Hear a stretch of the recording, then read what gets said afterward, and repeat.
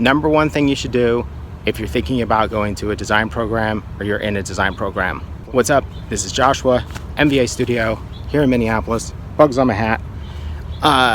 Thinking about design programs today and about getting the most out of them. The absolute number one thing that you should be doing if you're in a design program is find out how your professors work. Because no one teaches process anymore, or doesn't seem like they teach process. The upside of that is a lot of times people were teaching process and it was very like agenda driven. It was based on the process that they had learned in school. A lot of times you're dealing with people who have done almost no professional work, so you can't totally trust their process, and they were teaching it like it was the right way to do design. But now it's kind of flipped so far the other way that it's almost rare to learn real step-by-step process. Start harassing your teachers to find out how they work. Find out how they work today. Find out how they worked when they first started doing things. Get as much data about working as you possibly can.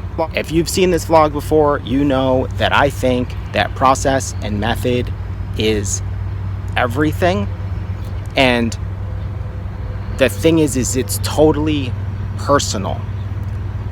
But you have to get there somehow. So you need data that you can feed in. You need experiments that you can try and tests that you can try. It's really helpful to understand how other people have worked and what has worked for them and what has failed. Or even it's good to know how somebody works, and then also to know that they quit more or less doing professional design work, because that might give you some clues into whether that method is gonna be super viable for you. One other kind of bonus thing I'll throw in there is do 2 internships. Do one internship with a place that does the kind of work that you want to do or works in a mode that you want to work in. Travel if you have to, do it for free if you have to, but do whatever you can to soak up and absorb from the people who are doing what you want to do, so that you can figure out if you need to model what they're doing. Then the second one, go to some place that is reputable but does like the opposite of what you want to do. Things tend to get caught up into too much bubbles. If you work in agencies, everybody works the same.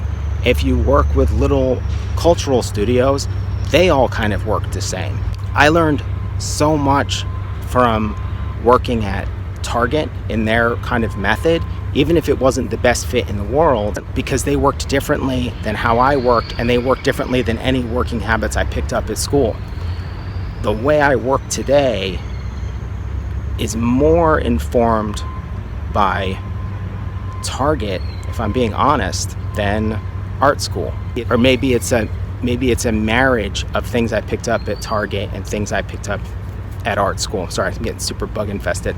But having those really conflicting experiences is going to help you figure out how to mold your process and your work into what works for you, but make it reputable. Like, don't go to and do the opposite by working at a place where you think they do terrible.